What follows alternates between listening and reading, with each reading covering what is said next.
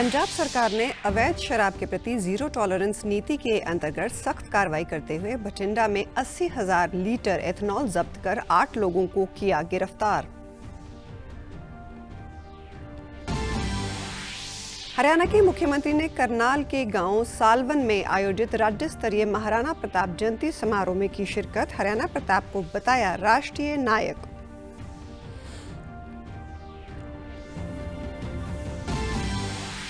सिखों के 5वें गुरु श्री गुरु अर्जुन देव जी का शहीदी दिवस मनाया जा रहा है पूरी धार्मिक श्रद्धा के साथ।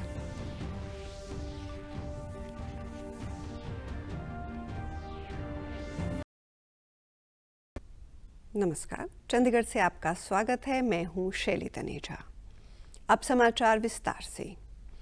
पंजाब के वित्त मंत्री हरपाल सिंह चीमा ने कहा है कि राज्य सरकार द्वारा अवैध शराब के कारोबार में लिप्त लोगों के खिलाफ कड़ी कार्रवाई की जा रही है। चंडीगढ़ में आज प्रेस कॉन्फ्रेंस के दौरान हरपाल चीमा ने कहा कि मुख्यमंत्री की अध्यक्षता में अवैध शराब के कारोबार के प्रति सरकार की जीरो टॉलरेंस नीति के तहत अवैध शराब का कारोबार करने वालों के खिलाफ सख्त कार्रवाई की जाएगी। उन्होंने बताया कि कुछ व्यक्ति पंजाब की फैक्ट्रियों व डिस्टिलरियों में ENA की स्मगलिंग करके दूसरे राज्यों में पंजाब में उसकी शराब बनाकर बेचते थे। उन्होंने बताया कि ये लोग सैनिटाइजर सहित अन्य वस्तुएं ENA का दुरुपयोग करके तैयार करने के बाद बेचते थे। हरपाल चीमा ने बताया कि कल रात एक्साइज विभाग और उनके विभाग ने मिलकर सख्त कार्रवाई करते हुए बठिंडा में 80,000 लीटर एथनॉल बरामद किया है। ਜਿਹੜੇ ਵੀ अवैध शराब ਦਾ ਬਣਾਉਂਦੇ ਨੇ ਜਾਂ ਵੇਚਦੇ ਨੇਗੇ ਉਹਨਾਂ ਨੂੰ ਕਿਸੇ ਨੂੰ ਵੀ ਬਖਸ਼ਿਆ ਨਹੀਂ ਜਾਊਗਾ, ਬਲਕਿ ਉਹਨਾਂ ਦੇ ਖਿਲਾਫ ਸਖਤ ਕਾਰਵਾਈ ਜਿਹੜੀ ਆ ਹੋਊਗੀ। ਕੱਲ ਰਾਤ ਐਕਸਾਈਜ਼ ਡਿਪਾਰਟਮੈਂਟ ਵੱਲੋਂ ਸਾਡੇ ਡਿਪਾਰਟਮੈਂਟ ਵੱਲੋਂ ਇੱਕ ਸਖਤ ਕਾਰਵਾਈ ਕਰਦੇ ਆ ਬਠਿੰਡਾ ਦੇ ਵਿੱਚ 80,000 ਲੀਟਰ ਜਿਹੜਾ ਇਥਨॉल ਉਹ ਬਰਾਮਦ ਕੀਤਾ ਗਿਆ। उन्होंने कहा कि एथनॉल के दुरुपयोग से गैर कानूनी कारोबार में लिप्त 8 लोगों को गिरफ्तार भी किया गया है। वे मामले की अगली जांच जारी है। भाजपा के राष्ट्रीय प्रवक्ता RP सिंह ने चंडीगढ़ में प्रेस कॉन्फ्रेंस करके 1984 के दिल्ली के नरसंहार का जिक्र करते हुए कहा कि दिल्ली की मौजूदा सरकार ने 1984 के दंगा पीड़ितों को राहत देने का काम किया है। पंजाब मीडिया प्रमुख विनीत जोशी की उपस्थिति में RP सिंह ने कहा कि मुख्यमंत्री रेखा गुप्ता की अध्यक्षता में दिल्ली सरकार बनने के महज 100 दिन में 1984 के सिख विरोधी नरसंहार के पीड़ितों के परिवार को सरकारी नौकरी के नियुक्ति पत्र दिए गए हैं। उन्होंने कहा कि भाजपा की सरकार ने दिल्ली में 100 दिन के भीतर न्याय दिलाने का काम किया है। ये ऐतिहासिक कदम कांग्रेस द्वारा दशकों तक विश्वासघात और आम आदमी पार्टी की ओर से जानबूझकर की गई उपेक्षा के बाद उठाया गया है। उन्होंने कहा कि ये महज एक प्रशासनिक कार्रवाई नहीं है, बल्कि भारतीय इतिहास के सबसे काले अध्यायों में से एक को झेलने वाले सिख परिवारों को सम्मान, न्याय और उचित मुआवजा दिलाने की दिशा में एक कदम है। किसी करांगे 100 दिन के अंदर अंदर असं 100 दिन नहीं पूरे होंगे थे, 100 दिन के अंदर अंदर पूरा किया। और एक कमिटमेंट सिर्फ जॉब्स तक ही नहीं, ये जॉब एक प्रोसेस है मरम लाने का। प्रधानमंत्री मोदी जी वालों बड़ी क्लीयर इंस्ट्रक्शंस ने कि जो पॉसिबल हो सकता है वो 1984 के विक्टिम्स वास्ते करना चाहिए। और साड़ी पूरी साड़ी कोशिश है कि by end of first year असी सारे लोगों को कितना कितने सरकारी जॉब एडजस्ट अकोमोडेट करांगे जिन्हें लिस्ट साढ़े को तैयार हो गई है। RP सिंह ने कांग्रेस पर 1984 के दोषियों को बचाने का दोष लगाते हुए कहा कि दिल्ली में आप आदमी पार्टी के 10 वर्षों तक शासन के बाद भी आप पार्टी को न्याय नहीं दिला सकी। भाजपा ने अदालतों और जमीनी स्तर पर इस नरसंहार से संबंधित न्याय के लिए अथक प्रयास किए। उन्होंने कहा कि सज्जन कुमार और अन्य को सजा केवल भाजपा के मजबूत रुख के कारण मिली है। भाजपा ने लगातार 1984 के पीड़ितों और उनके बच्चों के लिए रोजगार व पुनर्वास की मांग की है। RP सिंह ने कहा कि भाजपा हमेशा सिख समुदाय के साथ कंधे से कंधा मिलाकर खड़ी है। वे भाजपा अब वो काम कर रही है जो दूसरी सरकारें करने में विफल रही हैं। पंजाब के मुख्यमंत्री भगवंत सिंह मान ने कहा कि नई लैंड पूलिंग योजना का उद्देश्य किसानों के लिए स्थायी आय का स्रोत प्रदान करना और राज्य के विकास को बढ़ावा देना है। बठिंडा में मुख्यमंत्री ने इस योजना का जिक्र करते हुए बताया कि नई लैंड पूलिंग नीति किसानों के लिए प्रगतिशील योजना होगी। उन्होंने किसानों से बातचीत के दौरान इस योजना के लाभ बताते हुए कहा कि राज्य में किसी भी किसान की जमीन जबरदस्ती अधिग्रहित नहीं की जाएगी। केवल सहमति देने वाले किसान ही इस नीति के तहत अपनी जमीन देंगे। उन्होंने कहा कि इस नीति के अनुसार किसानों को मुआवजे के अलावा इस योजना में वाणिज्य और आवासीय प्लॉट भी मिलेंगे। मुख्यमंत्री ने कहा कि इस योजना में बनाई जाने वाले नियोजित कॉलोनियों में वाणिज्यिक संपत्ति किसानों के लिए स्थायी आय का साधन होगी। ये योजना राज्य के समग्र विकास को बढ़ावा देने के साथ साथ किसान को भी लाभ पहुंचाएंगी।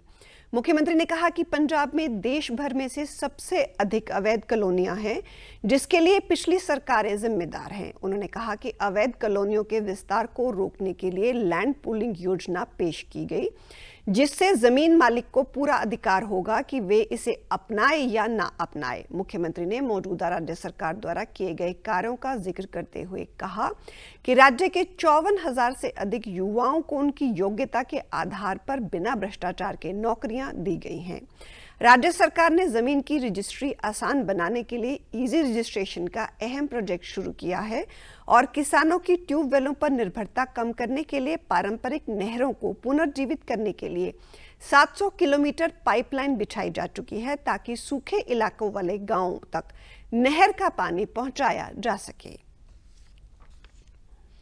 हरियाणा के मुख्यमंत्री नायब सिंह सैनी ने करनाल के गांव सालवन में कल आयोजित राज्य स्तरीय महाराणा प्रताप जयंती समारोह में बतौर मुख्य अतिथि के रूप में शिरकत की। इस अवसर पर कृषि मंत्री श्याम सिंह राणा भी मौजूद रहे। समारोह को संबोधित करते हुए मुख्यमंत्री ने महाराणा प्रताप को राष्ट्रीय नायक बताते हुए कहा कि उन्होंने देश और धर्म की रक्षा के लिए अपने प्राणों की आहुति दी। महाराणा प्रताप सिर्फ एक नाम नहीं, बल्कि स्वाभिमान, धैर्य और बलिदान का जीवंत प्रतीक भी हैं। वह इतिहास की उन विभूतियों में से एक हैं जिन्होंने ना कभी झुकना सीखा, ना हारना सीखा। मुख्यमंत्री ने कहा कि आज जब भी वीरता और देशभक्ति की बात होती है तो महाराणा प्रताप का नाम सबसे पहले आता है और अपनी जन्मभूमि को मुक्त करने के लिए महाराणा प्रताप आजीवन मुगलों से लड़ते रहे। सिर्फ एक नाम नहीं है, बल्कि स्वाभिमान, धैर्य और बलिदान का जीवंत प्रतीक भी है। ये मेरे लिए बड़ी खुशी की बात है। वे इतिहास के उन विभूतियों में से हैं जिन्होंने न कभी झुकना सीखा, न कभी हारना सीखा और सदियों से हमारे योद्धाओं, शासकों और युवाओं की जो प्रेरणा बने रहे हैं। इस अवसर पर मुख्यमंत्री ने ऑपरेशन सिंदूर का जिक्र करते हुए कहा कि इस ऑपरेशन में हमारी सेना के जाबाज योद्धाओं ने पाकिस्तान को धूल चटाने का काम किया है। वह देश की वीर सेना को भी नमन करते हैं। लुधियाना पश्चिमी उपचुनाव के अंतर्गत 19 जून को मतदान होगा और मतगणना 23 जून को की जाएगी। इस चुनाव के मद्देनजर पंजाब में राजनीतिक सरगर्मियां तेज हो गई हैं और नामांकन प्रक्रिया जारी है। नामांकन भरने की आखिरी तारीख 2 जून है। नामांकन पत्रों की पड़ताल 3 जून को की जाएगी, जबकि नामांकन पत्र वापस लेने की अंतिम तिथि 5 जून है। आज और कल को भी नामांकन पत्र दाखिल किए जा सकते हैं। लुधियाना के पश्चिमी क्षेत्र के उपचुनाव के लिए कांग्रेस के प्रत्याशी भारत भूषण आशु ने कल पार्टी के सीनियर नेताओं की उपस्थिति में नामांकन पत्र दाखिल किए। शिरोमणि अकाली दल ने पर उपकार सिंह घुम्मन को प्रत्याशी बनाया है। उन्होंने भी कल नामांकन पत्र भर दिए हैं। वे नामांकन दाखिल करने के अवसर पर शिरोमणि अकाली दल के सीनियर नेता भी उपस्थित रहे। आप पार्टी ने लुधियाना की इस सीट के लिए संजीव अरोड़ा को प्रत्याशी बनाया है। पंजाब के मुख्य चुनाव अधिकारी सिबिन सी ने बताया कि 64 लुधियाना पश्चिमी सीट के लिए आशु और घुम्मन के नामांकन दाखिल करने से पहले 28 मई को एक आजाद उम्मीदवार द्वारा नामांकन पत्र दाखिल किया गया है। मुख्य चुनाव अधिकारी ने इस उपचुनाव की तैयारियों का जायजा लेने के लिए कल जिले के डिप्टी कमिश्नर कम जिला चुनाव अधिकारी और पुलिस कमिश्नर के साथ वीडियो कॉन्फ्रेंसिंग के माध्यम से बैठक की। चुनाव प्रक्रिया, चुनाव आयोग की हिदायतें और नियमों के अनुसार शांतिमय तरीके से करवाने के निर्देश दिए। उन्होंने जिला चुनाव अधिकारी को पोलिंग बूथों, काउंटिंग हॉल और स्ट्रांग रूम में उचित प्रबंधन की हिदायत करते हुए रियल टाइम मॉनिटरिंग के लिए पोलिंग स्टेशनों की 100% लाइव वेबकास्टिंग यकीनी बनाने के भी निर्देश दिए। पोलिंग बूथों पर पीने के पानी, शौचालय व गर्मी से बचने के लिए सभी इंतजाम मुकम्मल करने के साथ साथ कोविड-19 के प्रोटोकॉल यकीनी बनाने की हिदायत भी की गई।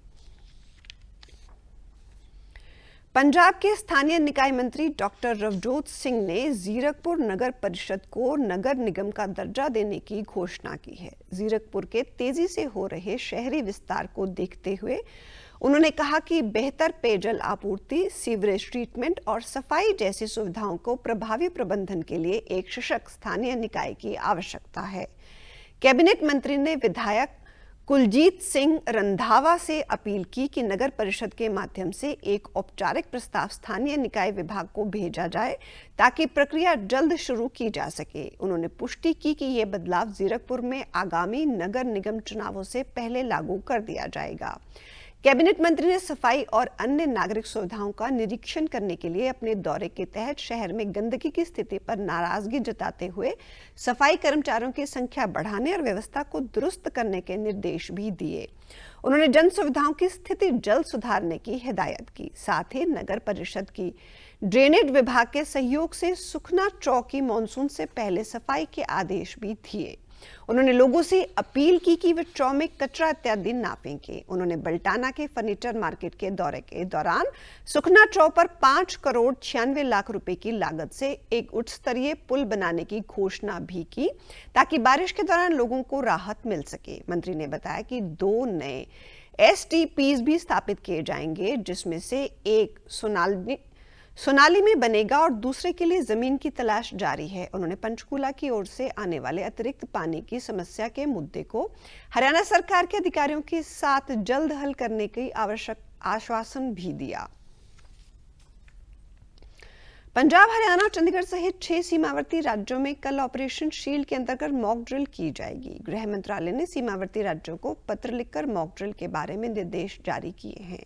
इसी दौरान सीमावर्ती राज्यों में हवाई हमले से बचने के लिए सिविल डिफेंस अभियान किए जाएंगे और हवाई हमले के सायरन बजाने के साथ साथ ब्लैकआउट भी होगा। केंद्र के दिशा निर्देशों के अनुसार पंजाब में कल शाम 6 बजे दूसरी सिविल डिफेंस मॉक ड्रिल होगी।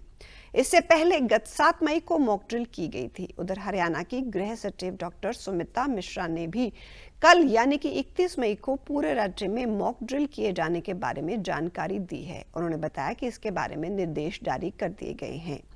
ये किसी हमले से समय बचने के बारे में तैयारी मात्र है, किसी को भी घबराने की आवश्यकता नहीं है।